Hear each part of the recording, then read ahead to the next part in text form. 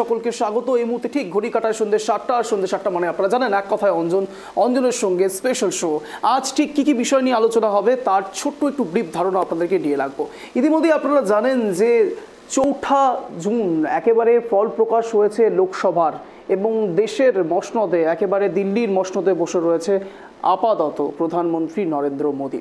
কিন্তু তার সঙ্গে সঙ্গে আনুষঙ্গিক অনেকগুলো জায়গাতে এমন ঘটনা ঘটেছে যেখানে বিধানসভার বিধায়ক তারাও লড়েছিলেন লোকসভাতে, এবং তারা কোনো কোনো ক্ষেত্রে হেরেছেন, আবার কোনো কোনো ক্ষেত্রে জিতেছেন। এরকম বাংলাতে 10টি জায়গা রয়েছে, এবং সেই 10টি আসনের মধ্যে 4টি জায়গাতে 4টি বিধানসভাতে উপনির্বাচন হতে চলেছে 10ই জুলাই। এবং এই 10ই জুলাইয়ের দিকে এখন সবার নজরে উপনির্বাচন, এবং এই উপনির্বাচনকে বেস করে অনেকগুলো প্রশ্ন সবার মাথায় আসছে। এই মুহূর্তে দাঁড়িয়ে কিছু কিছু জায়গাতে লোকসভার যা ফল এসছে, বিশেষ করে বাংলার রাজনীতিতে, সেখানে দাঁড়িয়ে বিজেপি অনেকটাই ধরাশায়ী হয়েছে। যারা 18 ছিল 2019-এ, তারা এখন নেমে এসেছে 12-তে। এর মধ্যে কানাঘুষো শোনা যাচ্ছে 3 জন সাংসদ নাকি বিজেপির সাংসদ নাকি তৃণমূলের সঙ্গে যোগাযোগও রাখছে। প্রশ্ন উঠছে, যদি সত্যি সত্যি তারা বিজেপি ছেড়ে তৃণমূলে চলে যায় তাহলে কি হবে?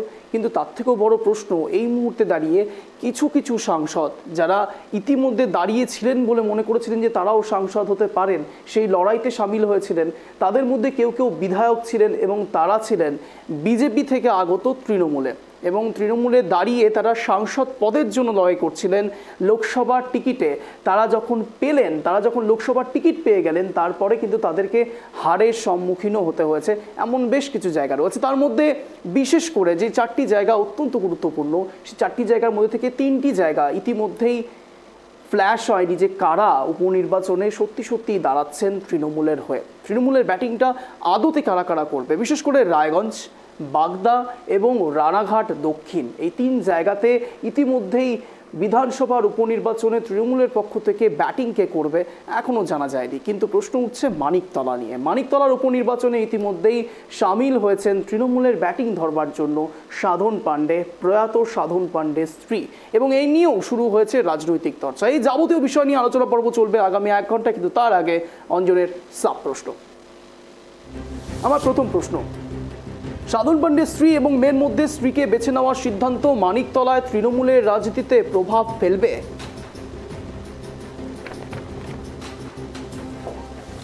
আমার দ্বিতীয় প্রশ্ন, বিধায়ক পদ থেকে ইস্তফা দিয়ে লোকসভায় লড়াই, তারপরেই হারের ঘনঘটা, উপনির্বাচনে একই মুখ থাকলে লড়াই সহজ হবে? আমার তৃতীয় প্রশ্ন, বাগদার বিধায়ক বিশ্বজিৎ দাস বনগাঁয় হারের পর আবারও বিধানসভায় দাঁড়ালে বিজেপি এক্সট্রা মাইলেজ পাবে?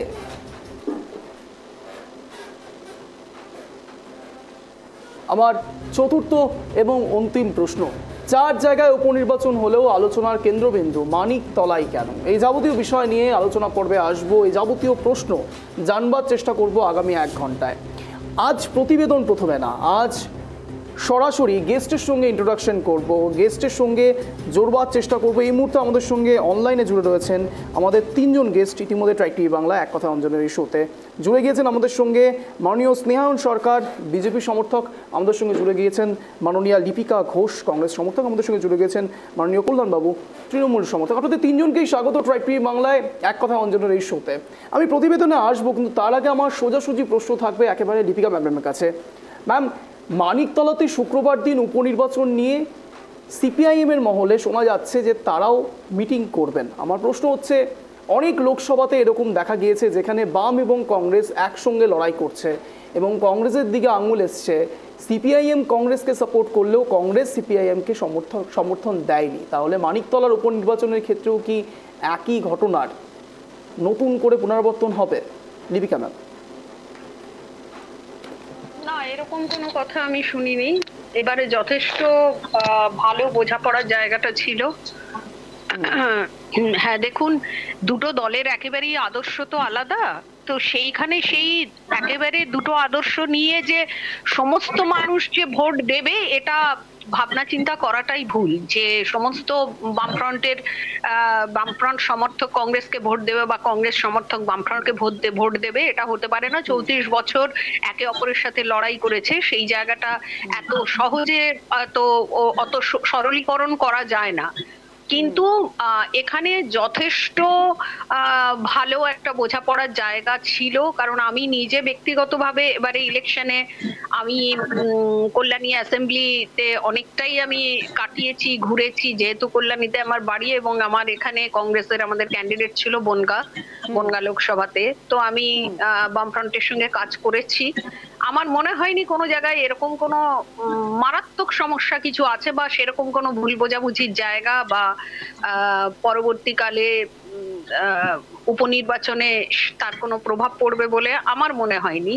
ভালোভাবেই লড়াই হবে, যেরকম লড়াই এই নির্বাচনে যেরকম ভাবে লড়াই হয়েছে সেরকম ভাবেই হবে। তবে এই মুহূর্তে পশ্চিমবঙ্গ তো একটা ভীষণ ভাবে একটা ধর্মীয় মেরুকরণ প্রায় করে ফেলা হয়েছে, বিশেষ করে যেটা আমরা মুর্শিদাবাদ, বহরমপুর, জঙ্গিপুর, মানে উত্তরবঙ্গ এবং মুর্শিদাবাদে যেটা আমরা দেখলাম, যেটা আরো বেশ কিছু জায়গায়, পশ্চিমবঙ্গের বেশ কিছু জায়গায় দেখা গেছে যে মারাত্মক একটা ধর্মীয় মেরুকরণ করা হয়েছে, এবং যেটার কুফল এই মুহূর্তে হয়তো বোঝা যাচ্ছে না। এই মুহূর্তে মনে হচ্ছে ঠিকই আছে, সব ঠিক আছে, কিন্তু এর কুফল মানুষকে ভুগতে হবে। যে রাজনীতির কথা আপনি বলছেন, তার জন্য কি আপনাদের রাজনৈতিক লড়াইটা অনেক বেশি দমবন্ধকর হয়ে যাচ্ছে? হ্যাঁ, দমবন্ধকর তো হয়ে যাচ্ছে, দমবন্ধকর হয়ে যাচ্ছে পশ্চিমবঙ্গেই। বা আজকে আমরা বেকার সমস্যার কথা ইয়েতে বলছি, দেশের পরিপ্রেক্ষিতে বলছি, আজকে পশ্চিমবঙ্গে কি অবস্থা আছে বলুন তো? পশ্চিমবঙ্গে কি আছে?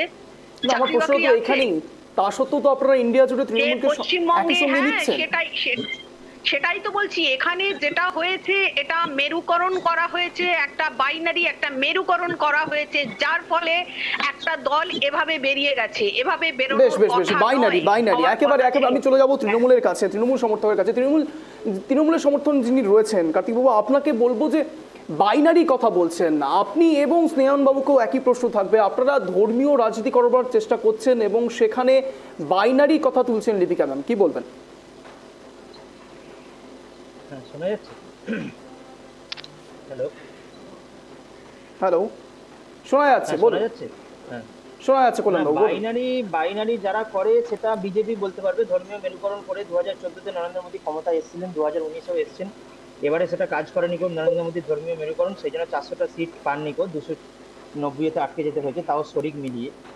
তৃণমূল কংগ্রেস উন্নয়নের রাজনীতি করে, যে 4 লক্ষ কোটি টাকার সোশ্যাল স্কিম চলছে তার ভিত্তিতে বাংলার মানুষ তৃণমূল কংগ্রেসকে ভোট দিয়েছে।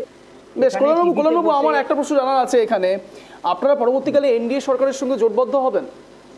না, সেটা কোনোদিনই সম্ভব নয়, কোনোদিনও সম্ভব নয়। এনডিএর সাথে আমি আপনাকে একটা কথা বলি, এনডিএর সাথে যখন আপনি বলছেন তো কোনোদিনও সম্ভব নয়। না, আমি আপনাকে উত্তরটা দিচ্ছি, আপনি যে জন্য বললেন যে মমতা ব্যানার্জি একসময়, মমতা বন্দ্যোপাধ্যায় একসময় এনডিএ সরকারে ছিলেন যখন অটল বিহারী বাজপেয়ী ছিল, তাই তো? আপনি এটা বলতে চাইছেন তো? কিন্তু তার সঙ্গে নরেন্দ্র মোদীর যে এনডিএ আছে তা অনেকটাই আলাদা। আপনারা দেখে থাকবেন, মোহন ভাগবত বলেছেন আরএসএসে যে নরেন্দ্র মোদীকে নিজের অটোক্রেসিটা, আমি একমাত্র, আমি ছাড়া কেউ নেই, অহংকারী যে মতাদর্শ আর কি, সেটা নরেন্দ্র মোদী সবচেয়ে বেশি ক্ষতি করছে। ওনার যদি এই মতাদর্শটা উনি বন্ধ না করেন, তাহলে ওনার সঙ্গে যে নীতিশ বাবু আছেন এবং চন্দ্রবাবু নাইডু আছেন, সেটাও আগামী দিনে কতদিন থাকবেন, কারণ জোড়াতালি দিয়ে সরকারটা গঠন হয়েছে, দুজনে সরে গেলেই কিন্তু সরকার পড়ে যেতে পারে। আর মমতা ব্যানার্জির এনডিএতে যাওয়ার কোনো সম্ভাবনা নেই।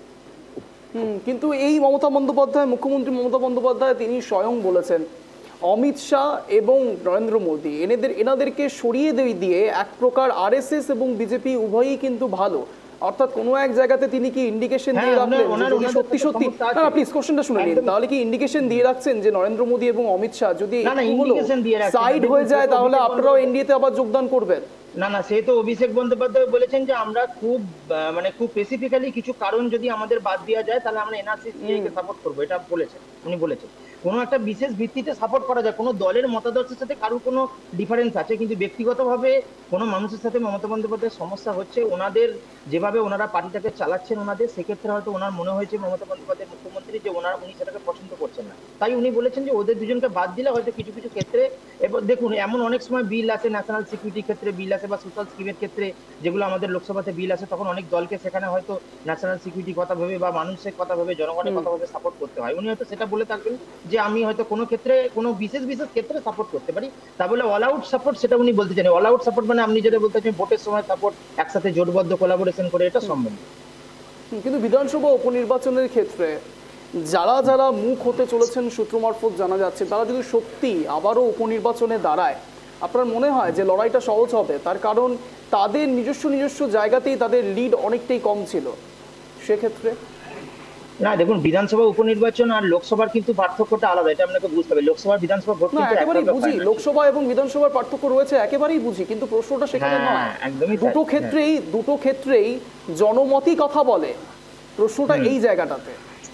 না না, একটা ক্ষেত্রে জনমতটা প্রধানমন্ত্রী নির্বাচন, একটা ক্ষেত্রে মুখ্যমন্ত্রী নির্বাচন।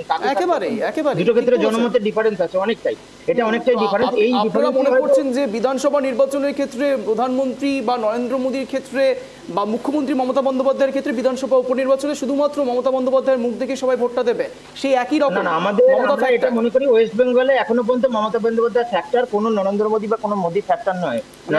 আপনারাও একজনের বেসিসেই দলটা চালাচ্ছেন, আপনারাও একজনের বেসিসেই দলটা চালাচ্ছেন। আপনি তো বললেন এক্ষুনি মমতার ফ্যাক্টর। না না, আমি বলছি, আমাকে শেষ করতে দিন। আমরা বলছি আমাদের দলের প্রধান মুখ মমতা বন্দ্যোপাধ্যায়।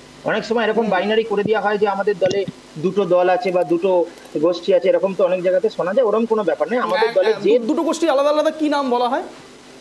না, কোনো নাম বলা হয় না। আমি বলছি অনেক সময় নিউজ চ্যানেলে দেখা যায় যেরকম বলা হয় নতুন তৃণমূল, এরকম অনেক ব্যাপার আছে। তো নতুন তৃণমূল, পুরনো তৃণমূল, এরকম তো অনেক সময় বলা হয়, খবরের চ্যানেলে অনেক সময় দেখা যায় বিভিন্ন জায়গাতে, মিডিয়া। আমি মিডিয়ার কথাটাই বলছি। না না, ওরকম কোনো ব্যাপার নেই। আমাদের দলের একটাই মুখ, সেটা মমতা বন্দ্যোপাধ্যায়। তাহলে সাধন পান্ডের স্ত্রী এবং তার মেয়ের মধ্যে ইতিমধ্যে যে দ্বৈরথ শুরু হয়েছে, অভিষেক বন্দ্যোপাধ্যায় একেবারে কিছুদিনের জন্য অবসর নিচ্ছেন, এগুলো কিসের? ওনার দেখুন, ওনার চোখের সমস্যাটা আপনারা জানেন, শুধুমাত্র মেডিকেল ট্রিটমেন্টের জন্যই, শুধুমাত্র মেডিকেল ট্রিটমেন্টের জন্য। আরে উনি এতদিন ধরে প্রচার করেছেন, নবজোয়ার থেকে শুরু করে এত প্রচার করেছেন, তার শারীরিক অসুস্থতা থাকতে পারে না? সে শারীরিক অসুস্থতার জন্য সে তো চিকিৎসায় যেতেই পারে, এটা তো কোনো। আমি একেবারে স্নেহান বাবুর কাছে চলে যাবো। স্নেহান বাবু, সর্বসাকুল্যে একটা বিষয় অত্যন্ত পরিষ্কার যে বিধানসভা উপনির্বাচন সত্যি শাসক দলের পরে যেতে পারে, যায়ও অনেক ক্ষেত্রেই দেখা গিয়েছে, ইতিহাস সাক্ষী। বিধানসভা উপনির্বাচনের ক্ষেত্রে সেই সব জায়গাগুলোতে শাসক দলের পরেই যায়। কিন্তু এবার আপনাদের কি মনে হচ্ছে, বিধানসভা উপনির্বাচন লোকসভা মতনই সত্যি কি আপনারা ব্যাটিং প্রপার করতে পারবেন কিছু কিছু জায়গাতে, নাকি একই রকমভাবে আবারও ধরাশায়ী হবে? কি মনে হচ্ছে? না, প্রথম কথা আপনাকে আমি বলি যে এই যে আপনি ধরাশায়ী ওয়ার্ডটা ইউজ করছেন, যে দলটা আজকে গোটা বাংলা জুড়ে 39% ভোট পেয়েছে, যে দলটা 121টা পৌরসভার মধ্যে 61টা পৌরসভায় লিড নিয়েছে, সেই দলটা হয়তো কয়েকটা সিট কম পেয়েছে লোকসভার দিকে, কিন্তু তাকে আই থিঙ্ক ধরাশায়ী বলা যায়। এবং দ্বিতীয়ত কথা হচ্ছে কি, তৃণমূল কংগ্রেস যদি এতটাই কনফিডেন্ট হয়, মানে ভোট ডিক্লেয়ার হওয়ার 35টি আসনের কথা বলে 12টি আসন 400-র কথা বললে 240-এ থেকে যাওয়া, এটাকে ধরাশায়ী বলে না? তাহলে 42টার আসল কথা বলে 29 পাওয়া তৃণমূলের কি বলা যায়? ছাড়ুন না, আপনি আপনাদের কথাটা বলুন না।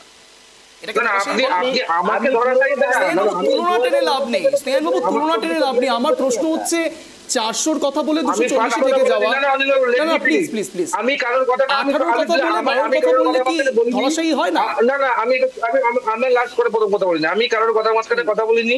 আমার কথার মাঝখানে যদি বলা হয়, আমি কিন্তু এই স্পোর্টে টানা বলে যাবো এবং 1 ঘন্টা কিন্তু চিৎকার চেঁচামেচি কোনো আলোচনা হবে না, কিন্তু আমি এটা খুব গ্যারান্টি দিয়ে বলতে পারি। না না না, আমি কিন্তু আমি যথেষ্ট ভালোভাবে আপনাদের সবাইকে বলার সুযোগ দিচ্ছি, কেউ কারো মাঝে কথা আটকাবেন না, দর্শকরাও বিভ্রান্ত হয়। না না, আমার একটা কথা শুনুন, আমার সময় আপনি ডেফিনেটলি কাউন্টার কোশ্চেন করুন, আমি অ্যান্সার দেবো। অন্য প্যানেলিস্ট যদি আমার কথার সময় মাঝখানে ফোরন কাটে, আমি কিন্তু সারাটা শো চিৎকার করে যাবো, কাউকে বলতে দেবো না। না প্লিজ প্লিজ, স্নেহান বাবু আপনি বলুন বলুন। না না, আমি একটা জিনিস বোঝার ব্যাপার আছে অঞ্জন বাবু। দেখুন, যে কোনো দল তার লক্ষ্যমাত্রা একটা রাখে, এবং সেই লক্ষ্যমাত্রাটা তারা রাখে যে তারা আগের বারে যে কটা সিট পেয়েছিল তার থেকে বেশি। ধরুন আপনি যে 400 পার, এই 400 পার কিন্তু একটা মিসকনসেপশন আছে যে 400 পার বিজেপির বলা হয়নি, 400 পার এনডিএর বলা হয়েছিল। আগের বার এনডিএ পেয়েছিল 350, তো কত রাখবে? 400 রাখবে। কিন্তু এটাই তো ভারতের গণতন্ত্রের মজা, যে সবসময় যে সবাই মানে যে সিটটা তার লক্ষ্যমাত্রা রাখবে সেটা পাবে, সেটা তো না। কেউ অ্যাচিভ করতে পারবে। আমরা আগের বার 300 পারের লক্ষ্যমাত্রা রেখেছিলাম, হয়েছিল, এবার সেটা হয়নি। কিন্তু বিষয় হচ্ছে আমার এই যে ওয়ার্ডটা নিয়ে এই কারণে অবজেকশন আছে, আপনি যে বলছেন ধরাশায়ী, একটা দল যখন 39% ভোট পাচ্ছে, সে কি করে ধরাশায়ী হয়? তার থেকে মাত্র 6%, মানে ভোট শতাংশের হিসাবে করতে গেলে 30-40 লাখ ভোট তৃণমূল কংগ্রেস বেশি পেয়েছে। তাহলে তৃণমূল কংগ্রেসের কি অবস্থা? এবং আপনি যে বলছেন মানিকতলা এমন একটা কেন্দ্র যে 2021-এ শুধু তৃণমূল কংগ্রেস জেতেনি, এই 2024 সালে এসে উত্তর কলকাতা লোকসভা আসনটা তৃণমূল কংগ্রেস জিতেছে। তারপরে দাঁড়িয়ে ভোট হওয়ার সঙ্গে সঙ্গে মমতা ব্যানার্জিকে স্পেসিফিক্যালি মানিকতলা নিয়ে বসতে হচ্ছে। এবং কোথায় বসতে হচ্ছে? নবান্নে বসতে হচ্ছে। যাই হোক, নবান্নে বসে পলিটিক্যাল মিটিং করা যায় কিনা আমরা জানি না, সেটা বাদ দিন, সেটার মধ্যে আমি ঢুকলাম না। কিন্তু বিষয় হচ্ছে সেখানকার যারা নেতারা আছে, কাউন্সিলররা আছে, তাদেরকে নিয়ে এসে বৈঠক করতে হচ্ছে। এবং সব থেকে ইন্টারেস্টিং ব্যাপার দেখুন, যখন এই মিটিং হচ্ছে তখন সদ্য সমাপ্ত যে নির্বাচন, সেখানে উত্তর কলকাতার যিনি সাংসদ হলেন সুদীপ বন্দ্যোপাধ্যায়, যিনি কিনা উত্তর কলকাতার জেলা সভাপতি, তিনি নেই। যে কোর কমিটি গঠন করা হলো, কোর কমিটির মধ্যে জেলা সভাপতি নেই। জেলা সভাপতিকে আমি যতটুকু শুনলাম ইনস্ট্রাকশন দেওয়া হয়েছে ইলেকশন অব্দি আপনি দিল্লিতে থাকুন। তার মানে মানিকতলা নিয়ে তৃণমূল কংগ্রেস কতটা কনফিডেন্ট, মানিকতলা নিয়ে তৃণমূল কংগ্রেসের ভেতরে যে কি চলছে সেটা আই থিঙ্ক আপনারাও জানেন। এবং সেই জন্য দেখুন না, বিষয়টা হচ্ছে গিয়ে যে এই যে ইলেকশনটা, এই ইলেকশনে ধরেন মানিকতলা নিয়ে আরেকটা প্যানিক করা তৃণমূল কংগ্রেসের কারণ হচ্ছে কলকাতা এমন একটা এলাকা যে কলকাতায় ভারতীয় জনতা পার্টির কোনোদিন কোনো এমপিও হয়নি, কোনোদিন কোনো এমএলএও হয়, এবং সর্বসাকুল্যে আমাদের 3টে মাত্র কাউন্সিলর। কিন্তু বিষয়টা হচ্ছে এই কলকাতা শহরে, কলকাতা কর্পোরেশনের 45টা বা 45টা ওয়ার্ডে ভারতীয় জনতা পার্টির লিড আছে। আপনি বললেন সেটা তো লোকসভার নিরিখে, ডেফিনেটলি লোকসভার নিরিখে। না আমি বলছি সব মানছি, সেনবাবু সব মানছি, কিন্তু এরকম হয়ে যাচ্ছে না তো যে অতি লোভে তাঁতি নষ্ট। তার কারণ তাপস রায় উত্তর কলকাতা থেকে দাঁড়ালেন, তিনি বড়নগরের একসময় এমএলএ ছিলেন। আমার প্রশ্ন হচ্ছে সেই বড়নগরের সজল ঘোষ এখন দাঁড়ালেন, তার সঙ্গে সঙ্গে সায়ন্তিকা দাঁড়ালেন, সায়ন্তিকা জিতে গেলেন। প্রশ্ন হচ্ছে এই মুহূর্তে দাঁড়িয়ে তৃণমূল সেখানে একেবারে রাজ করছে।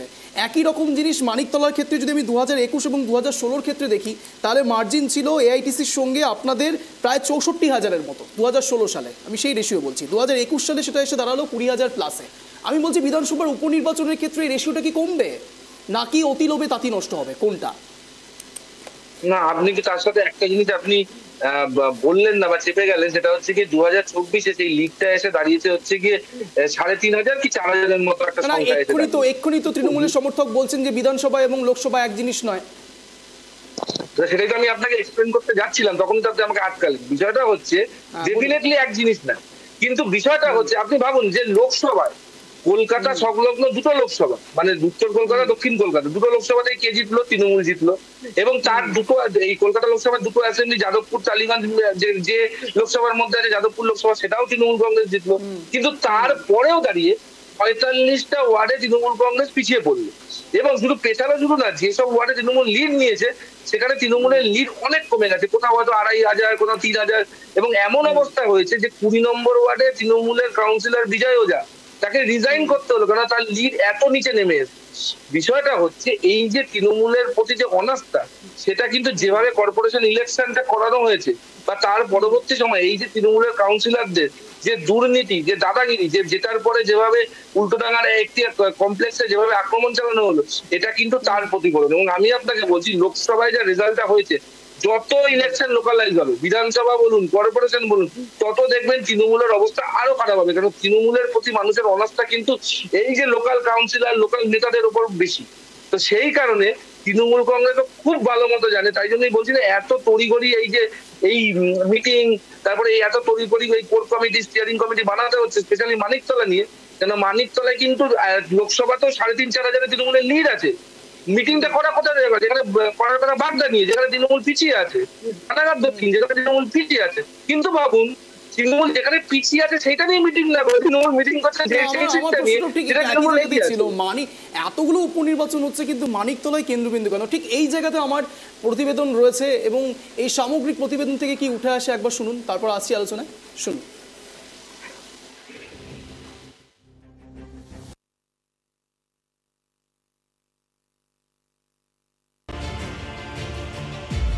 শেষ হয়ে গিয়েছে লোকসভার নির্বাচন, আর লোকসভার নির্বাচন শেষ হতে না হতেই বিধানসভা উপনির্বাচনে তোড়জোড় শুরু। সোমবার নির্বাচন কমিশন ঘোষণা করেছে 10ই জুলাই পশ্চিমবঙ্গের 4টি সহ 7টি রাজ্যের 13টি বিধানসভা কেন্দ্রে উপনির্বাচনের দিনক্ষণ। উপনির্বাচন মৃত্যু বা বর্তমান সদস্যদের পদত্যাগের কারণে সৃষ্ট শূন্যপদের বিরুদ্ধে অনুষ্ঠিত হবে। উপনির্বাচন হতে যাওয়া বিধানসভা আসনগুলি হল বিহারের রূপাউলি, তামিলনাড়ুর বিক্রভান্দি, মধ্যপ্রদেশের অমর ওয়ারা, উত্তরাখণ্ডের বদ্রীনাথ এবং মঙ্গলোর, পাঞ্জাবের জলন্ধর পশ্চিম এবং হিমাচল প্রদেশের দেরা। হামিরপুর ও নালাগড়। এছাড়াও উপনির্বাচন হবে পশ্চিমবঙ্গের রায়গঞ্জ, রানাঘাট দক্ষিণ, বাগদা এবং মানিকতলা বিধানসভা কেন্দ্রে। রায়গঞ্জে কৃষ্ণ কল্যাণী, রানাঘাট দক্ষিণে মুকুটমণি অধিকারী, বাগদায় বিশ্বজিৎ দাস ইস্তফা দেওয়ায় এই কেন্দ্রগুলিতে উপনির্বাচন হবে। পাশাপাশি বিধায়ক সাধন পাণ্ডের মৃত্যুতে খালি হয়েছে মানিকতলা কেন্দ্রটি, ফলে সেখানেও হবে উপনির্বাচন। সূত্রের খবর, ইতিমধ্যেই মানিকতলা উপনির্বাচনে বিজেপির প্রার্থী দেওয়া নিয়ে শুরু হয়ে গিয়েছে চর্চা। জানা গিয়েছে প্রার্থী তালিকায় এগিয়ে আছেন প্রাক্তন ফুটবলার কল্যাণ চৌবে ও প্রিয়াঙ্কা টিবরেওয়াল। পাশাপাশি শঙ্কুদেব পণ্ডা ও তমগ্ন ঘোষের নাম নিয়েও চলছে জোর চর্চা। এদিকে প্রয়াত নেতা সাধন পাণ্ডের স্ত্রী সুপ্তি পাণ্ডেকেই মানিকতলা বিধানসভার উপনির্বাচনে প্রার্থী বাছলেন তৃণমূল নেত্রী মমতা বন্দ্যোপাধ্যায়। মঙ্গলবার নবান্নের বৈঠকে কুণাল ঘোষ, কলকাতা পুরসভার deputy mayor Atin Ghosh, mayor পরিষদ স্বপন সমাদদারদের সঙ্গে সুপ্তিকেও ডেকেছিলেন মুখ্যমন্ত্রী। সূত্রের খবর, সেখানে তৃণমূল নেত্রী ইঙ্গিতে বুঝিয়ে দিয়েছেন আগামী 10ই জুলাই অনুষ্ঠিত মানিকতলা উপনির্বাচনে সাধন জায়া সুপ্তিকেই প্রার্থী করা হচ্ছে। তবে তৃণমূলের তরফ থেকে আনুষ্ঠানিকভাবে এখনও তা ঘোষণা করা হয়নি। কমিশন সূত্রে খবর, নির্বাচনের জন্য বিজ্ঞপ্তি জারি করা হবে আগামী 14ই জুন। মনোনয়নপত্র দাখিলের শেষ তারিখ 21শে জুন। মোট পত্র যাচাই বাছাই 24শে জুন এবং মনোনয়নপত্র প্রত্যাহারের শেষ তারিখ। Bureau report, tribe TV Bangla. আমি বলছি, একটা মানিকতলা উপনির্বাচনকে নিয়ে এত দহরম মহরম চলছে, আমি সরাসরি চলে যাব লিপিকা ম্যাডামের কাছে। ম্যাম, মানিকতলা উপনির্বাচন নিয়ে কুণাল ঘোষ, অতীন ঘোষ, পরেশ পাল, স্বপন সমাদদার এবং তার সঙ্গে সঙ্গে সুপ্তি পাণ্ডেও যাচ্ছেন এবং মুখ্যমন্ত্রী মমতা বন্দ্যোপাধ্যায় স্বয়ং সেই মিটিং হেল্প করছে। আমার প্রশ্ন হচ্ছে, মানিকতলা উপনির্বাচনের দিকে এতটা কেন পাখির চোখ করে রেখেছে? কি মনে করেন আপনি, আপনার রিয়াকশন?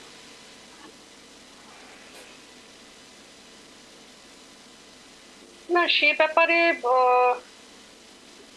ব্যাপারে আমি ওদের কেন পাখির চোখ করে রেখেছে সেটা আমার পক্ষে বলা সম্ভব নয়।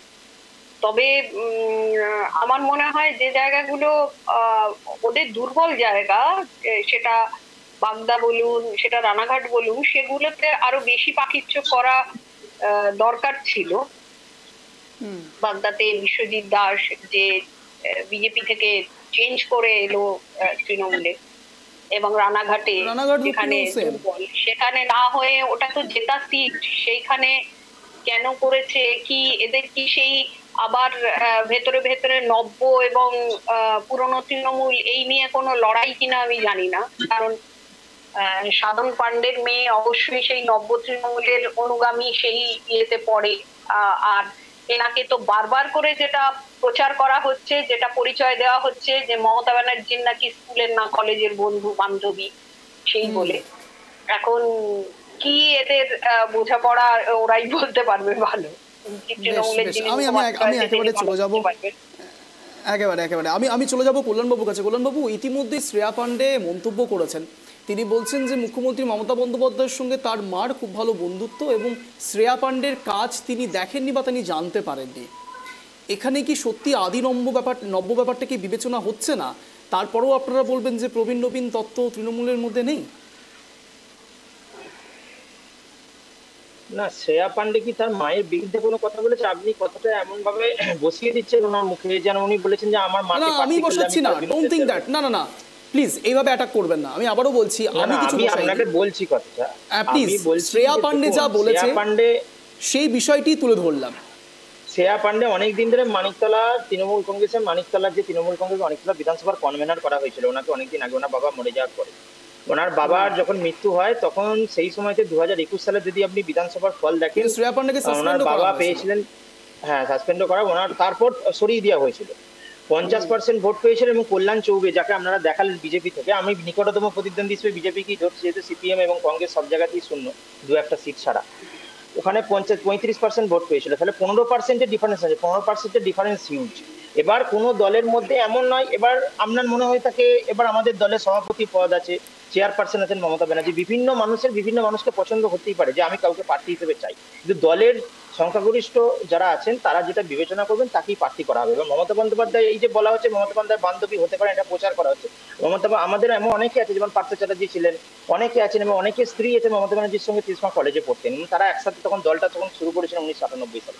সেই সূত্রেই উনি ওনাকে হয়তো প্রার্থী হিসেবে চাইছেন। আর যে কোনো মানুষ মারা গেলে তার স্ত্রীকে প্রার্থী করা হয়, তৃণমূল কংগ্রেস এটা নতুন নয়। যেমন সুলতান আহমেদ এমপি ছিলেন, তার স্ত্রী সাজদা আহমেদকে প্রার্থী করা হয়েছিল এবং তিনি 4.5 লাখের উপরে ভোটে 2বার জিতেছেন। সুতরাং এখানে তার স্ত্রীকে যদি প্রার্থী করা হয় তাহলে অবশ্যই এটা আপনি কি নেপোটিজমের কথা বলছেন? নেপোটিজম কেন? এটা নেপোটিজমের কি আছে? নেপোটিজম মানে আপনি তাহলে বলতে চাইছেন যে বাইরে থেকে এনে প্রার্থী করতে হবে, তাই তো? আগে যে বিধানসভাতে যারা আছেন সেটাও করেছেন, হ্যাঁ সেটা করছেন। দল যখন যেখানে যাকে মনে করবে, যাকে বেস্ট ফিট, মানে আপনি বলতে চাইছেন যে আপনারা বহিরাগতদেরও আনেন। তৃণমূল কংগ্রেস সবসময় বেস্ট ফিট প্রার্থী দেয়, সেই জন্য 42টার মধ্যে 29টা জিতেছে। আর যেসব দল একটা প্রার্থীকে অন্য জায়গায় নিয়ে যে সরিয়ে দেয়, যে দুটো সিটি জিততে পারে না, 42টা বলে 12টা যেতে, তাদের কাছ থেকে আমরা কিছু শুনতে রাজি নই যে আমাদের দল যাকে মনে করবে, যেখানে যাকে বেস্ট ফিট মনে করবে তাকে সেখানে প্রার্থী করবে। যদি মনে করে, যদি মনে হয় আপনি তো ভোটের সংখ্যাটা দেখছেন তৃণমূলের, কিন্তু এটা তো মানছেন যে আপনাদের ভোট পার্সেন্টেজ কমছে। কি আরেকবার বলুন, শুনতে পেলাম না।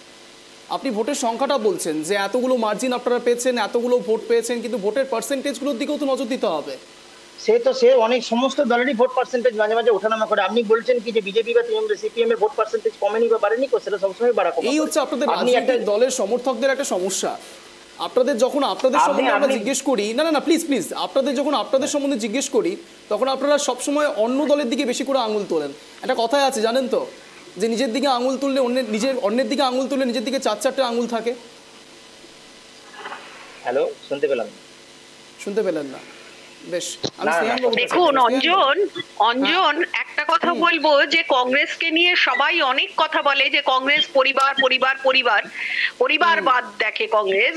তৃণমূল এখানে কোন পরিবারবাদের বাইরে যাচ্ছে আমরা কেবল সেইটা দেখছি যে সাধন পান্ডে মারা গেল, তার স্ত্রী বা মেয়েকেই প্রার্থী করতে হবে। এবং তৃণমূলের আরেকটা প্রবণতা দেখছি, যেটা পশ্চিমবঙ্গে এই মুহূর্তে আপনি দাঁড়িয়ে দেখুন, এই 29টা সিটের মধ্যে কজন রাজনীতির সাথে যুক্ত, কটা মানুষ জিতেছে তারা রাজনীতির সাথে যুক্ত।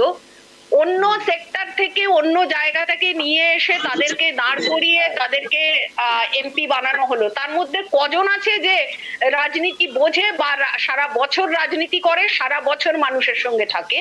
এরকম কটা মানুষকে দেখাতে পারবেন? আর কতজন এই কলকাতার মধ্যে, কলকাতা কেন, কলকাতার বাইরেও দেখুন, যাদেরকে এনে দাঁড় করানো হলো বেশিরভাগ চলচ্চিত্র জগৎ, খেলার জগৎ, যারা কোনোদিন মানুষের জন্য কাজ, রাজনীতির সঙ্গে সম্পৃক্ত থাকা সেটাই নেই, অথচ তাদেরকে নিয়ে এসে দাঁড় করিয়ে দেওয়া হলো। এদের কি ভাবনা চিন্তা বা কি, এদিকে অন্যকে সমালোচনা করে, এদের কি ভাবনা চিন্তা আমরা জানি না। তার মানে কি কোনো জায়গায় রাজনীতির দৈন্যতা প্রকাশ পাচ্ছে যে না, আমি রাজনীতির লোক এনে দাঁড় করালে জিততে পারবে না, সিটটা বের করতে হবে, সেই জন্য সিনেমার লোক এনে খেলোয়াড়দের নিয়ে এসে আমরা দাঁড় করিয়ে দিচ্ছি, এরকম তো নয়। কল্যাণবাবু, আপনারা করছেন এগুলো? না, কোনো মতেই না। ওনারা এত কথা বলেন, এত বলেন যে এই করতে হবে, ওই করতে হবে, জনগণ যে ওনাদিকে রিজেক্ট করছেন সেটা বুঝতে পারছেন না। মানে আমি সব মানছি, আমি সব মেনে নিচ্ছি যে জনগণ না শুনে প্লিজ আমি আপনাকে বলা শুরু করব। না আমি দুজনকে থামাচ্ছি এখানে। কল্যাণবাবু, আমার একটা স্পেসিফিক প্রশ্ন রয়েছে, আমি মেনে নিচ্ছি। না প্লিজ আপনার কাছে আসবো, আমি সব মেনে নিচ্ছি যে কংগ্রেস বা সিপিআইএম কে মানুষ প্রত্যাখ্যান করছে। কল্যাণবাবু প্লিজ শুনে নিন। কল্যাণবাবু, আমার কথা শোনা যাচ্ছে? কল্যাণবাবু প্লিজ প্রশ্ন শুনুন। লিপিকা ম্যাম প্লিজ আপনার কাছে আসবো। লিপিকা ম্যাম আপনার কাছে আসবো।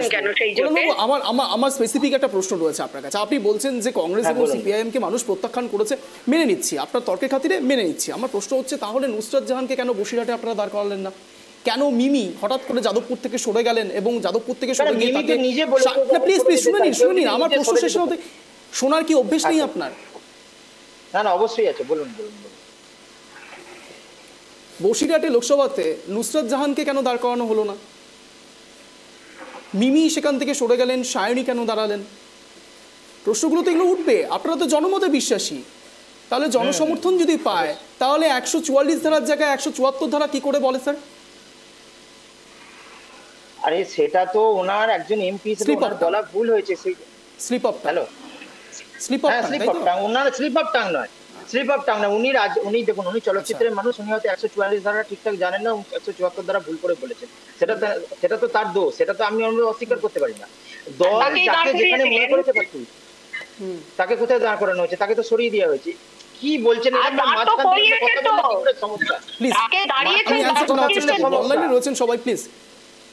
হ্যাঁ কল্যাণবাবু বলুন, শেষ করুন। আমি আপনাকে যেটা বলতে চাইছি যে আপনি দেখুন, যেখানে যাকে চেঞ্জ করা হয়েছে প্রার্থী, সেটার পরে যদি সেটা হেরে যায়, তাহলে আপনি বলতে পারবেন যে সেই প্রার্থী চয়েসটা ভুল হয়েছে, যেহেতু একটা বিশাল ম্যান্ডেটে জিতেছে। না না না, যেসব দল আপনি কথা এড়িয়ে যাচ্ছেন।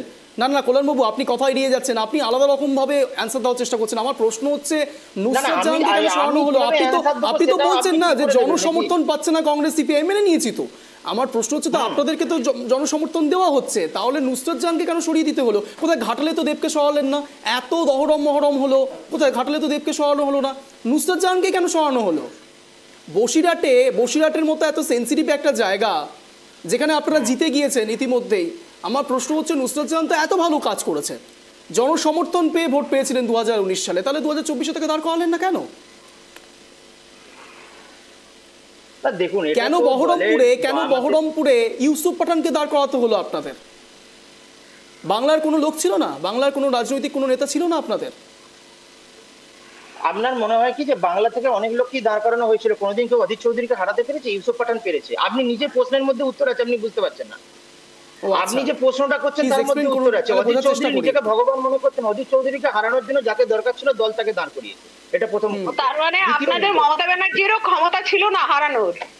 মমতা ব্যানার্জিরও ক্ষমতা ছিল না হারানোর, উনি তো হারাতে পারতেন অনেকবার। তো অধীর চৌধুরী বারবার করে বলেছেন যে মমতা ব্যানার্জি মুখ্যমন্ত্রীত্ব ছেড়ে এমপি সিটে দাঁড়াবেন। আপনারা এমন কথা বললেন যেন হাসি পায় কথা শুনে। মুখ্যমন্ত্রিত্ব ছেড়ে এমপি সিটে দাঁড়াবেন? মমতা ব্যানার্জি যখন মুখ্যমন্ত্রী ছিলেন না, তো সে যেবার মুখ্যমন্ত্রী হলেন সেবারও তো তিনি বিধায়ক ছিলেন না, তিনি তো পরে জিতে বিধায়ক হয়ে মুখ্যমন্ত্রী হয়েছেন। তাতে কি আছে? তাতে কি অসুবিধার কি আছে? আইডিয়া আছে, রাজনৈতিক ইতিহাসটা আপনি জানেন। আমি আশা রাখি আপনি রাজনৈতিক ইতিহাসগুলো যথেষ্ট ভালোভাবে জানেন। ওয়াকিবহল আপনি বিধায়ক বা সাংসদ বা বিধায়ক থেকে কিভাবে সাংসদ পদে দাঁড়ানো যায়, মুখ্যমন্ত্রী আদৌ সাংসদ পদে দাঁড়াতে পারেন আপনি যথেষ্ট ওয়াকিবহল, আমি আশা রাখি। আপনি নিউজ অ্যাঙ্কার, ওনাকে বলতে চাইছি, আপনি বলুন যে ভারতবর্ষে এরকম কোথাও উদাহরণ আছে মুখ্যমন্ত্রী পদ থেকে ইস্তফা দিয়ে লোকসভা ভোটে দাঁড়িয়েছে? এরকম উদাহরণ? না, আমি উদাহরণের কথা বলছি না, আমি একদম উদাহরণের কথা বলছি না। দাঁড়ানো উচিত ছিল তাই বলছি। আমার প্রশ্ন হচ্ছে না লিপিকা ম্যাম কি প্রশ্ন করছে, আপনি লিপিকা ম্যামকে উত্তর দিন, কিন্তু আমার প্রশ্নের স্পেসিফিক উত্তর দিন। আমার প্রশ্নের স্পেসিফিক উত্তর দিন কল্যাণবাবু, আমার স্পেসিফিক প্রশ্নের উত্তর দিন। আমার কথা হলো বহরমপুরে কেন ইউসুফ পাঠানকে দাঁড় করাতে হচ্ছে আপনাদের, এবং একই সঙ্গে নুসরাত জাহানকে কেন বসিরহাট লোকসভা থেকে সরিয়ে দেওয়া হলো? আমার প্রশ্ন এই জায়গাতে কল্যাণবাবু, বলুন। আমার প্রশ্ন এক জায়গাতেই, কেন ইউসুফ পাঠানকে দাঁড় করাতে হচ্ছে বহরমপুরে? আর কোনো প্রার্থী ছিল না, আমি মমতা বন্দ্যোপাধ্যায়কে কেন ধরতে যাব? মমতা বন্দ্যোপাধ্যায় ছাড়া আর কোনো প্রার্থী নেই। আপনারা এতটাই সংগঠনের দিক থেকে উইক হয়ে যাচ্ছেন। আমরা সংগঠনের দিক থেকে দুর্বল বলে আপনার মনে হয়? আপনার ভোট পার্সেন্টেজ দেখে না, আমার মনে হয় না। আমি প্রশ্ন করছি আপনাকে। আচ্ছা, তৃণমূল কংগ্রেসের এরকম কোনো ব্যাপার নাই। মমতা বন্দ্যোপাধ্যায় আমাদের দলের যারা প্রার্থী হবেন সেটা ঠিক করেন। দল যাকে, যেখানে আমি আপনাকে আবার বলছি, অনেক রকমের ইকুয়েশন থাকে যে কোনো জায়গায় ভোটে জেতার ক্ষেত্রে। কোনখানে কোন ইকুয়েশন আছে, কোনখানে বিভিন্ন ধরনের ইকুয়েশন আছে। যেমন বহরমপুরে ভাগীরথীর এপার ওপার তত্ত্ব ছিল। এমন ইকুয়েশন যে গুজরাট থেকে লোক নিয়ে আসতে হলো, এমন ইকুয়েশন আপনাদের আমরা লেন্দি হচ্ছে। আমরা স্নেহান বাবুর কাছে চলে আসবো। স্নেহান বাবু, একটা বিষয় তো অত্যন্ত স্পেসিফিক, যে লোকসভা ভোটের ক্ষেত্রে বিভিন্ন জায়গা থেকে লোককে আনা হয়েছে, কীর্তি আজাদ থেকে শুরু করে একেবারে ইউসুফ পাঠান, প্রতিটি ক্ষেত্রে এতদিন ধরে আপনাদের দিকে বহিরাগত ডাকটা আনা হতো। স্নেহান বাবুর কাছে রিঅ্যাকশনটা দিন। স্নেহান বাবু, প্লিজ, আমি দুজনকে এখানে দেওয়ার কথা বলছি, আমি স্নেহান বাবুর কাছ থেকে উত্তরটা নেব। বেশ আমি দুজনকে দেওয়ার কথা বলছি। প্লিজ দেখুন, দুজনেই অনলাইনে রয়েছেন, আপনারা প্রত্যেকে অনলাইনে রয়েছেন। Please Lipika ma'am, please Lipika ma'am please, আমি লিপিকা ম্যাম, আপনাদের দুজনকে আমি থামার কথা বলছি। এইভাবে দৈরথ যদি আপনারা সামনে আনেন, তাহলে ভবিষ্যতে যারা বলছেন যে এনডিএ সরকার নড়বড়ে, তারা আরও বেশি স্ট্রংলি এটা বিশ্বাস করতে শুরু করবে যে এনডিএ সরকার মোটেই নড়বড়ে নয়, ইন্ডিয়া জোটটা নড়বড়ে। আমি একেবারে চলে আসবো স্নেহান বাবুর কাছে। স্নেহান বাবু প্লিজ বলুন। না, মানে বিষয়টা হচ্ছে, দেখুন, যে বিষয়টা যদি আপনি আমাকে জিজ্ঞাসা করেন মানিকতলা নিয়ে, বিষয়টা হচ্ছে আপনাদের তো বাকি তিনটে নিয়ে তো এখনো সেভাবে আলোচনা শুরুই হয়নি। বিষয়টা হচ্ছে মানিকতলা নিয়ে। তো বিষয় আমি যে পয়েন্টটা শেষ করছিলাম মানিকতলা, সেখান থেকে আমি শুরু করবো যে মানিকতলায় বেসিক্যালি 6টা ওয়ার্ড, 13, 14, 15, 16, 31 এবং 32। এবং তার মধ্যে এই 6টা ওয়ার্ডের মধ্যে আপনি যদি দেখেন পূর্বতম রেজাল্ট, তো বিধানসভাতে এই 6টা ওয়ার্ডেই কিন্তু তৃণমূল কংগ্রেসের লিড ছিল। কিন্তু এবারে এসে তৃণমূল কংগ্রেস কিন্তু 2টো ওয়ার্ডে ডেফিসিট আছে এবং 2টো ওয়ার্ডে কিন্তু ভারতীয় জনতা পার্টি এগিয়ে গেছে। এখন বিষয়টা দেখুন, বিষয়টা হচ্ছে এই যে এই যে আপনাদের মধ্যে চর্চা বা সবার মধ্যে চর্চা যে কেন যে কংগ্রেসের যদি দিদি আছে, এটা খুব বেসিক প্রশ্ন করলেন যে যেখানে পিছিয়ে আছে। আমি রায়গঞ্জের রেজাল্টটা জানি না লোকসভায় কি হয়েছে, কিন্তু লোকসভার রেজাল্টেও অনেকটাই ওরকমই অবস্থা। বলুন। না, আমি বলছি রায়গঞ্জ বাদ দিলে বাগদা এবং রানাঘাট দক্ষিণে 21-এ শুধু বিজেপি জেতেনি, 24-এর রেজাল্টও যদি বিজেপি এগিয়ে আছে, তাহলে তৃণমূলে তো ফোকাস করা উচিত ওই হারা সিটগুলোতে। তাহলে তৃণমূল মানিকতলাতে কেন ফোকাস করছে? আসলে মানিকতলাতে এই কারণে ফোকাস করতে হচ্ছে, কারণ আপনাকে আমি আবার ওই বললাম যে কলকাতা শহরে ভারতীয় জনতা পার্টির না কোনো এমপি হয়েছে, না কোনো এমএলএ হয়েছে, কোনোদিন হয়নি। একটা যদি মানে ওই যে প্যান্ডোরা বক্স খুলে যায়, মানিকতলা যদি বাই চান্স 3,500 ডেফিসিটটা কমে আসে, তাহলে কিন্তু এই প্রবণতা বাকি আশেপাশের সিটগুলোতেও ছড়িয়ে পড়বে। এবং আপনি একটা জিনিস ভাবুন, আমি যদি খুব ভুল নয় 2022 সালে শারদ পান্ডে মারা গেছে, তারপরে 2টো বছর আপনি কতদিন শক্তি পান্ডেকে দেখেছেন মানিকতলা বা উত্তর কলকাতার রাজনীতিতে? উনি কিন্তু ছিলেন না, বরং কে ছিল ওনার মেয়ে শ্রেয়া পান্ডে। এবার শ্রেয়া পান্ডেকে শুধু টিকিট দেওয়া হলো না তাই না, এবার এটাও বলা হয়েছে যে শ্রেয়া পান্ডে যেন ইলেকশন ক্যাম্পেনের মধ্যেই না থাকে। আসলে বিষয়টা হচ্ছে এই যে রাজার ছেলে রাজা হবে, এই যে কনসেপ্টটা, সেটা সাধারণ মানুষ মানিকতলায় তৃণমূলের যারা কর্মীরা আছে, যারা নেতৃত্ব আছে, তারা পর্যন্ত মানতে পারেনি। সেই কারণে কুণাল ঘোষকে কনভেনার করতে হয়েছে, অনিন্দ্য রাউতকে ইলেকশন এজেন্ট করতে হয়েছে। আপনি কত শুনেছেন প্রার্থী ডিক্লেয়ার হয়েছে, প্রার্থীর সাথে সাথে ইলেকশন এজেন্ট ডিক্লেয়ার করতে হয়েছে? আসলে বিষয়টা হচ্ছে গিয়ে এটা হচ্ছে গিয়ে ওই ক্ষতয় মলম লাগানোর মতো। কারণ মমতা ব্যানার্জি নিজেও বুঝতে পেরেছেন, আসলে দেখুন সাধন পান্ডে একজন অভিজ্ঞ রাজনীতিবিদ ছিল, উনি কোনোদিন ইলেকশনেও হারেননি, উনার একটা জনভিত্তি ছিল, এটা অস্বীকার করার কোনো জায়গা নেই, কোনো রাজনৈতিক দল অস্বীকার করতে পারে। সাধন পান্ডের জনভিত্তি ছিল। এবার এই সাধন পান্ডের জনভিত্তিটাও আমাকে কাজে লাগাতে হবে। আবার শ্রেয়া পান্ডেকে নিয়ে যে তৃণমূলের মধ্যে অসন্তোষ আছে, সেটাকেও আমাকে রাখতে হবে। তাই মাঝামাঝি একটা পথ খোঁজো, উনার চুক্তি পান্ডেকে নিয়ে আসো, শ্রেয়া পান্ডেকে সাইড করো, যারা বিক্ষুব্ধ আছে তাদেরকে ইলেকশন এজেন্ট বা কনভেনার বা কোনো দায়িত্বে নিয়ে আসো। আসলে মানিকতলা নিয়ে তৃণমূলের প্যানিক বাটন শুরু হয়ে গেছে। তৃণমূল খুব একটা মানে ভালো জায়গায় নেই মানিকতলা নিয়ে, এবং কলকাতার একটা সিট নিয়ে তৃণমূল কংগ্রেসকে যেরকম ভাবে খাটতে হচ্ছে বা যেরকম ভাবে তৎপর হয়ে উঠতে হচ্ছে, সেটা কিন্তু আমার মনে হয় এই তৃণমূল 29টা সিট জিতেছে, যেটার পরে খুব একটা শুভ কন্ডিশন না তৃণমূলের। তৃণমূলের কথা বললেন, এবার আপনাদের পরবর্তী স্ট্র্যাটেজি কি রয়েছে? না, আমাদের পরবর্তী স্ট্র্যাটেজি ডেফিনেটলি যে আমাদের, দেখুন আপনি নিজেই বললেন যে বিধানসভায় আমাদের ডেফিসিট ছিল প্রথমে 64,000, সেটা কমে এসছে 20,000, এখন সেটা 3,500 বা 4,000 ভোটে নেমে এসছে। আমাদের ডেফিনেটলি লক্ষ্য থাকবে সেই ডেফিসিটটাকে কমিয়ে এনে জয়ের দিকে এগিয়ে যাওয়া, এবং যে আমরা স্পেসিফিক্যালি লক্ষ্য রাখবো যে ওয়ার্ডগুলো আমরা জিতেছি সেগুলোকে ধরে রেখে যে ওয়ার্ডগুলো আমাদের ভোট এখনো পিছিয়ে আছে সেই ওয়ার্ডগুলোতে এগিয়ে যাওয়াই আমাদের লক্ষ্য থাকবে। বেশ, আমি চলে যাব একেবারে লিপিকা ম্যাডামের কাছে। ম্যাম, একটা জিনিস একটু বোঝার চেষ্টা করব, এই প্রত্যেকটি বিধানসভা উপনির্বাচনে আপনাদের পরবর্তী স্ট্র্যাটেজি কি হতে পারে? তার কারণ ইতিমধ্যে আপনাদের সব সময় বলা হচ্ছে, বিশেষ করে সিপিআইএমকে বলা হচ্ছে তারা একেবারেই খাতা খুলতে পারে না। আপনারাও লোকসভা ভোটে শুধুমাত্র 2টো খাতা খুলতে পেরেছেন, এবং সেখানে দাঁড়িয়ে বিধানসভা উপনির্বাচনের ক্ষেত্রে আপনাদের পরবর্তী পদক্ষেপ কী কী রয়েছে? আর হাতে মাত্র কয়েকটা দিন, আজকে 12 তারিখ, 10ই জুলাই ভোট, আপনাদের পরবর্তী স্ট্র্যাটেজি কি? আমাদের স্ট্র্যাটেজি তো অবশ্যই ইলেকশনে লড়ার তো একটা জায়গা অবশ্যই আমরা থাকবে, ইলেকশনেও লড়বো, কিন্তু এবং জোট, যে জোটের জায়গাটা রয়েছে এবং ইন্ডিয়া জোটেরও যে জায়গা রয়েছে, নিশ্চয়ই আমরা সেই জায়গাটাকে গুরুত্ব দেব অবশ্যই।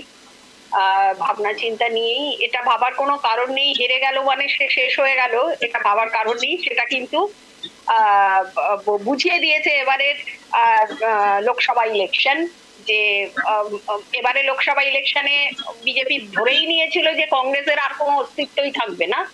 কিন্তু সেটা যে হয়নি, মানে শূন্য হলে বা হেরে গেলেই বা কমে গেলেই সে শেষ হয়ে গেল, সেটা নয়, আবার ঘুরে দাঁড়ানোর একটা ব্যাপার থাকে। তো সেইখান থেকে আমরা আশাবাদী, এবং আমাদের প্রত্যেকটা উপনির্বাচনের প্রত্যেকটা কেন্দ্রেই আমাদের ক্যান্ডিডেট দেওয়া হবে, এবং আমরা লড়াই করব। বেশ, আমি একটা লাস্ট হিস্ট্রি দেখছিলাম, সেই সময়তে রানাঘাট দক্ষিণের ক্ষেত্রে সিপিআইএম এর রমা বিশ্বাস ছিলেন, সেই সময়তে একেবারে রানাঘাট দক্ষিণে তিনি জিতেছিলেন, অ্যাকচুয়ালি 1,04,159 ভোট পেয়েছিলেন। এবং অন্যদিকে বাগদার দিকে তাকালে পরে কংগ্রেসের স্থান ছিল 2021-এ 8,250, এবং বাগদাতে সেই সময় 2016 সালে জিতেছিলেন দুলাল বার 1,02,026। খুব একটা খারাপ নয়, আবার কোনো একটা দিক থেকে খুব ভালোও নয়। সেই দিক থেকে আপনারা কিভাবে বুস্ট আপ করবেন? আমরা তো ওই যে বললাম যে আমরা দেখছি, তো আমরা পাখির চোখ তো আমাদের রয়েছে, আমরা তো তাকিয়ে আছি যে কেন্দ্রে আমাদের কি রেজাল্ট হয়েছে, এবং সেখান থেকে আমরা যথেষ্ট এই মুহূর্তে বুস্ট আপ হয়েছি। ওয়েস্ট বেঙ্গলে রেজাল্ট খারাপ হয়েছে আমাদের, অধীর চৌধুরীর সিটটা আমাদের একেবারেই ওটা ছিল আমাদের হিসেবের মধ্যেই যে ওটা জিতবে, ওটা জিততে পারেনি ঠিকই, আমরা সেটারও আমরা পোস্টমর্টেম করা হচ্ছে যে কেন, কোথায়, কোন জায়গায় কি গন্ডগোল হয়েছে, এবং সেখান থেকে ওই যে বারবার করে বললাম যে একটা মেরুকরণের রাজনীতি সেখান থেকে উঠে এসছে। সেই জন্য আমরা এত সহজে মানে হাল ছেড়ে দেওয়া বা হেরে যাওয়া যে না আমাদের আর কিচ্ছু হবে না, এরকম ভাবনার জায়গায় নেই। তো আমরা একটা ভালো জায়গায় ভালো রেজাল্ট হবে। বেশ, স্নেহবাবু হাত তুলছেন, বলুন। না, আমি এই কারণে হাত তুললাম, কারণ ওই মানে আমি দিদির একটা কথা জাস্ট একটু সংযোজন করি যে খারাপ রেজাল্ট বলা হচ্ছে, কিন্তু কংগ্রেস কিন্তু ধরে নিন লোকসভায় একটা আসনে জয়লাভ করেছে, মানে যেখানে বিধানসভায় কংগ্রেস প্রায় শূন্য হয়ে গেছিল, মানে কোনো বিধানসভা আসন জিততে পারেনি, সেখানে লোকসভায় একটা আসন জিতেছে। এবং দেখুন, এটা আমার ব্যক্তিগত মতামত, আরো দুটো মানে অন্তত আমরা আন্দাজ করেছিলাম যে 3টে সিট আমাদের বেরোবে, কিন্তু আমার এটা যেটা মনে হয় যে আপনি খুব সরলীকরণ করছেন এই কারণে যে পুরো মেরুকরণকে আপনি দোষারোপ করছেন, কিন্তু আমার যেটা মনে হয় ব্যক্তিগতভাবে যে জোটটা যদি না হতো, কংগ্রেস যদি একা লড়তো, আমি জানি না সিট বেশি পেতো কিনা, কংগ্রেসের কিন্তু ভোট শতাংশ বাড়তো যদি কংগ্রেস সিপিএম কে বাদ দিয়ে একা লড়তো, এটা আমার ব্যক্তিগত মতামত। ঠিক একেবারে লিপিকা ম্যাম, আপনি অনেক বড় ভুল কথা বলেছেন। ধর্মীয় মেরুকরণ কিছু হচ্ছে না, তার কারণ একেবারে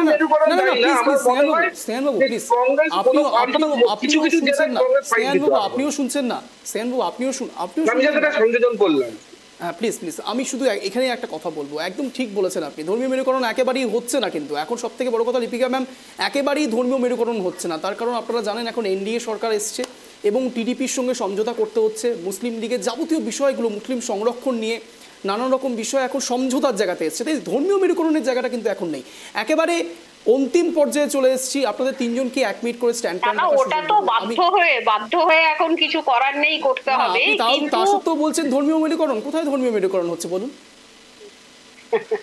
ওটা বললাম তো, এখন তো বাধ্য হয়ে ওটা করতে হবে, কিন্তু পশ্চিমবঙ্গে ওই মেরুকরণটা হয়েছে একেবারেই স্পষ্ট, তো দুটো ভাগ হয়ে গেছে, মানে একদম মুসলিম ভোট, হিন্দু ভোট, ওইভাবে একটা ভাগাভাগি হয়েছে।